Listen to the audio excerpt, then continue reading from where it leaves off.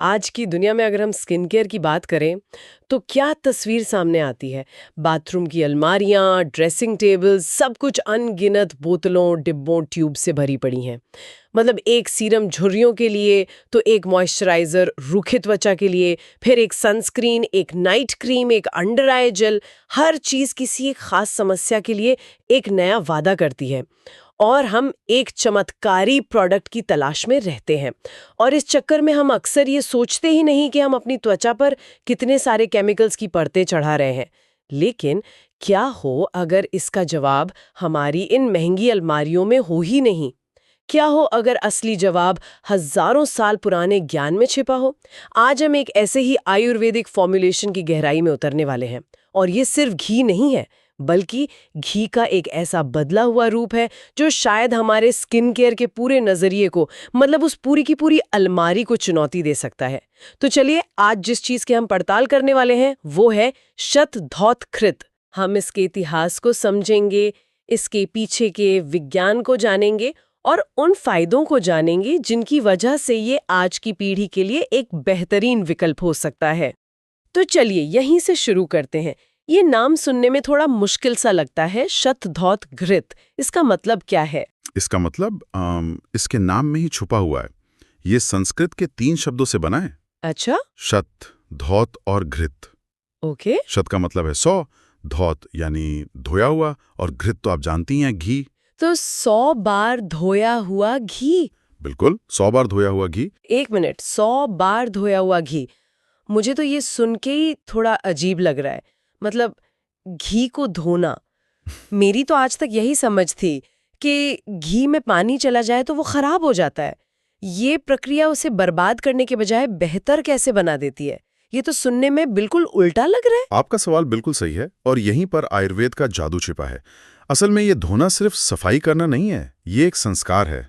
संस्कार मतलब? संस्कार मतलब किसी पदार्थ के गुणों को बदलने की, उसे पूरी तरह से रूपांतरित करने की एक प्रक्रिया। जब गाय के घी को पानी के साथ एक विशेष पारंपरिक तरीके से 100 बार धोया जाता है तो उसकी मतलब पूरी शक्ल ही बदल जाती है। अच्छा, कैसा हो जाता है वो? वो भारी, चिपचिपा, पीले रंग का घी एक बेहद हल्के, मुलायम, सफेद और चिकनाई रहित मक्खन जैसे इमल्शन में बदल जाता है।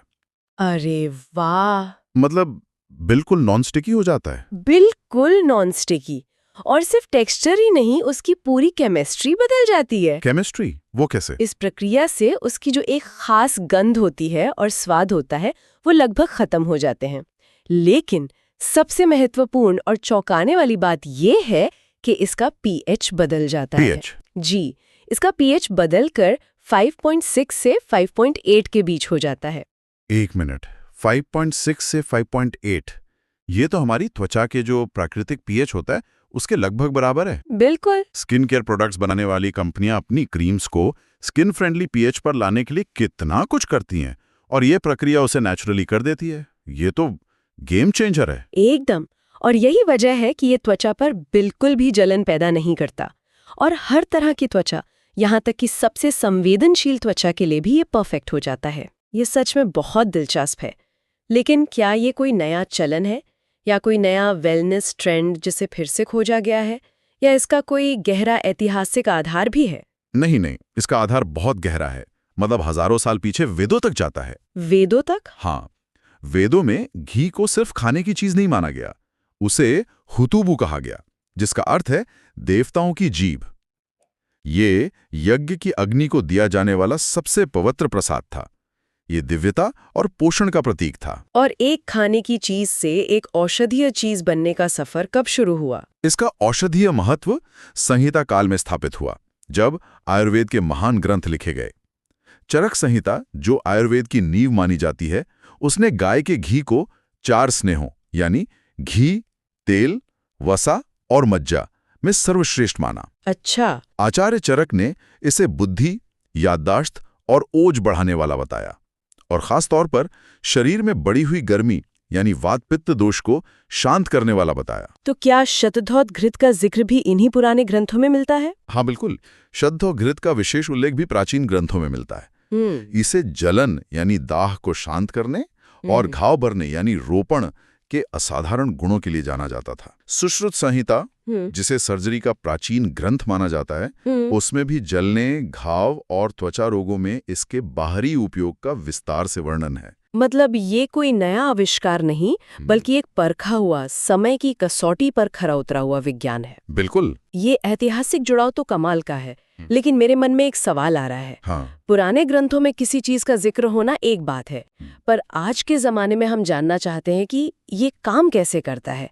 क्या हमारे पास इसका कोई वैज्ञानिक जवाब है कि 100 बार धोने से घी में ऐसा क्या बदल जाता है कि वो त्वचा के लिए इतना चमत्कारी हो जाता है? यहाँ ये सच में और भी आकर्षक हो जाता है। आयुर्वेद के अनुसार हमारी त्वचा सिर्फ एक परत नहीं है। एक परत नहीं है? नहीं, इसकी 7 परतें होती हैं, जिन्हें सप्त त्वचा कहते हैं। 7 परतें, ये सुनने में बहुत प्रभावी लगता है, लेकिन आजकल के जो महंगे सीरम आते हैं वो भी तो डीप पेनिट्रेशन या गहरी परतों तक जाने का दावा करते हैं।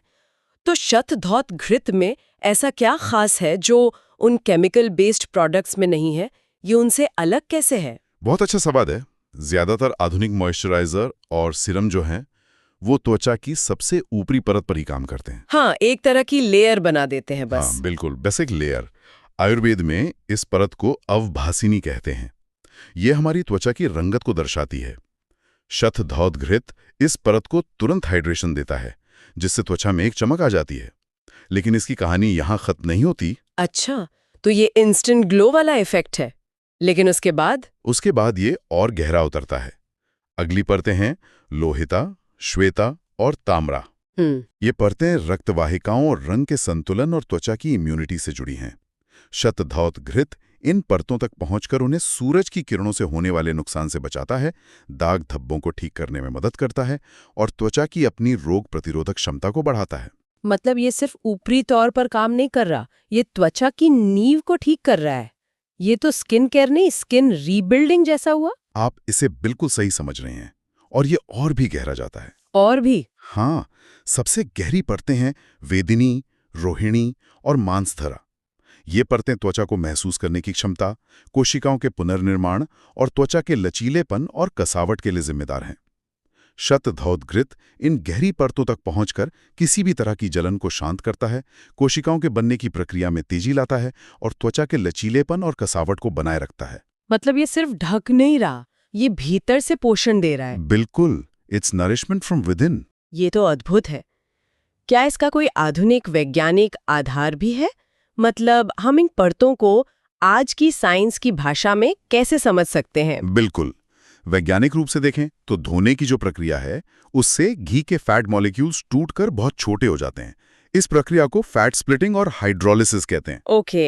इससे एक बहुत ही स्थिर ऑयल इन वाटर इमल्शन बनता है, जिसे त्वचा पानी की तरह सोख लेती है। कण जितने छोटे होते हैं, त्वचा में उतनी ही गहराई तक जा पाते हैं। अच्छा, तो ये छोटे कण ही हैं जो इसे इतना असरदार बनाते हैं। हाँ, और इसके पोषक तत्वों का क्या? हाँ, वो भी तो है। घी विटामिन ए, ई, डी और के जैसे फैट सॉल्युबल विटामिन्स का खजाना है। इस प्रक्रिया से ये सारे पोषक तत्व त्वचा की सबसे गहरी परतों तक सीधे पहुंचते हैं, जहां उनकी सबसे ज्यादा जरूरत होती है। एक और सवाल दिमाग में आ रहा है। घी, खासकर घर का बना घी, तो कुछ हफ्तों में खराब होने लगता है। तो क्या ये क्रीम जल्दी खराब नहीं होती? इसमें कोई प्रिजर्वेटिव तो होता नहीं? ये भी एक बहुत महत्वपूर्ण बिंदु है। कुछ शोध आधारित तथ्य ये बताते हैं कि इस प्रक्रिया से घी में मौजूद अनसैचुरेटेड फैटी एसिड्स की मात्रा कम हो जाती है। अच्छा, और इसका क्या मतलब हुआ? आसान भाषा में कहें तो यही वो एसिड्स होते हैं जिनके कारण घी या तेल में से बासी गंध आने लगती है, जिसे रैंसिड होना कहते हैं। ओके, समझ गई। इनकी मात्रा कम होने से शतधौत घृत आधुनिक क्रीम की तुलना में ज्यादा स्थिर हो जाता है और जल्दी खराब नहीं होता। ठीक है, तो इसका इतिहास प्रामाणिक है और विज्ञान भी इसके असर को समझाता है। लेकिन अब आते हैं सबसे जरूरी सवाल पर। मेरी बाथरूम की अलमारी एक तरह का युद्ध का मैदान है। एक मॉइस्चराइजर, एक एंटी एजिंग नाइट क्रीम, आंखों के नीचे के लिए अलग जेल, सनबर्न के लिए कुछ और। क्या ये एक अकेली चीज वाकई इन सब की जगह ले सकती है? कई मामलों में हाँ, ये एक सच्चा मल्टीटास्कर है। चलिए एक एक करके देखते हैं। ठीक है। सबसे पहले एक मॉइस्चराइजर के तौर पर ये रूखी त्वचा, फटे होंठ और सर्दियों में त्वचा की देखभाल के लिए बेहतरीन है। ज्यादातर पेट्रोलियम बेस्ड मॉइस्चराइजर त्वचा पर एक परत बना के नमी को अंदर लॉक करने का काम करते हैं, लेकिन वो त्वचा को पोषण नहीं देते। सही बात है। शतधौतघृत त्वचा में समाकर उसे अंदर से नमी और पोषण दोनों देता है। ठीक है, मॉइस्चराइजर तो समझ आया, पर एंटी एजिंग का क्या? ये आज $1 खरबों का बाजार है। कंपनियां रेटिनॉल और पेप्टाइड्स जैसे इंग्रेडिएंट्स पर अरबों डॉलर रिसर्च में लगाती हैं। क्या घी से बनी ये क्रीम वाकई उनसे मुकाबला कर सकती है? ये एक बहुत अच्छा सवाल है। एंटी एजिंग के लिए ये बहुत प्रभावी है, लेकिन इसका तरीका अलग है। इसमें प्राकृतिक रूप से विटामिन ए और ई होते हैं, जो शक्तिशाली एंटीऑक्सीडेंट हैं। ये त्वचा में कोलेजन उत्पादन को बढ़ावा देते हैं, जिससे झुर्रियों, महीन रेखाओं और उम्र के धब्बों को कम करने में मदद मिलती है। और सबसे बड़ी बात यह है कि ये बिना किसी जलन या साइड इफेक्ट के काम करता है, जो अक्सर सिंथेटिक रेटिनॉइड्स के साथ होता है। अच्छा, तो ये सौम्य भी है और असरदार भी। बिल्कुल, ये त्वचा की लोच को बनाए रखकर उसे युवा दिखाता है। और अगर किसी को कोई मेडिकल स्किन कंडीशंस हो, जैसे एक्जिमा या सोराइसिस, क्या ये वहां भी सुरक्षित है? क्योंकि ऐसे मामलों में डॉक्टर अक्सर बहुत ही सौम्य और केमिकल फ्री प्रोडक्ट्स ही इस्तेमाल करने की सलाह देते हैं। हीलिंग के लिए तो ये लाजवाब है। इसकी शीतलता और एंटी इन्फ्लेमेटरी गुण इसे छोटे-मोटे घाव, जलने के निशान और खासकर धूप से झुलसी त्वचा यानी सनबर्न के लिए बेहद प्रभावी बनाते हैं। ओह, सनबर्न के लिए भी? हाँ, ये तुरंत जलन में राहत देता है। कुछ क्लिनिकल अध्ययनों में तो ये भी देखा गया है कि ये एक्जिमा, सोराइसिस और डर्मेटाइटिस जैसी स्थितियों में खुजली और सूजन को कम करके आराम पहुंचाता है। वाह, और ये बच्चों के लिए भी सुरक्षित है। ये एक बहुत बड़ा प्लस पॉइंट होगा, क्योंकि माता-पिता हमेशा सबसे प्राकृतिक चीजों की तलाश में रहते हैं। निश्चित रूप से। ये इतना सौम्य है कि इसे बच्चों की नाजुक त्वचा पर डायपर रैश के लिए भी इस्तेमाल किया जा सकता है। सच में? हाँ, और गर्भावस्था के दौरान स्ट्रेच मार्क्स को रोकने के लिए भी ये पूरी तरह सुरक्षित है।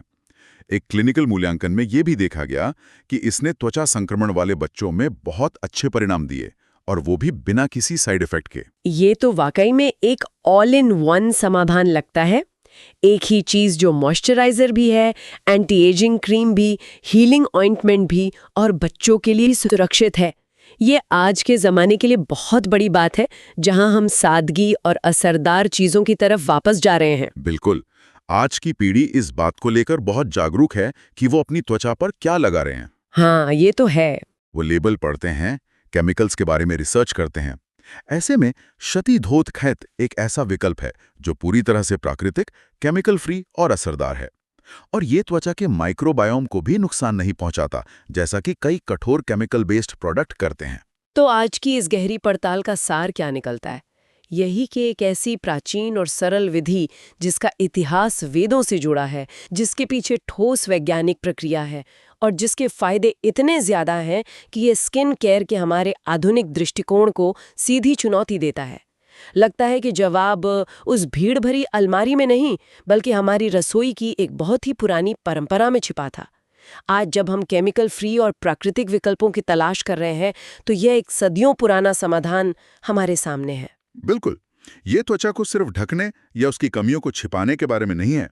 ये उसे भीतर से पोषण देकर इतना स्वस्थ बनाने के बारे में है कि उसे किसी चीज को छिपाने की जरूरत ही ना पड़े। श्रोताओं के लिए एक अंतिम विचार छोड़कर जाते हैं। स्रोतों में इस बात का भी उल्लेख है कि शतधौतघृत को पारंपरिक रूप से तांबे के बर्तन में बनाया जाता था, और कुछ जगहों पर इसे बनाते समय शुद्ध घी में मंत्रों का जाप भी किया जाता था। आज जब हम हर चीज में सिर्फ रासायनिक प्रमाण और इंग्रेडिएंट लिस्ट खोजते हैं, तो क्या हम ये भूल गए हैं कि किसी चीज को बनाने की प्रक्रिया, उसे बनाने में इस्तेमाल होने वाले बर्तन, और यहाँ तक कि उसके पीछे की भावना भी उसके अंतिम गुणों पर असर डाल सकती है? सोचने वाली बात है।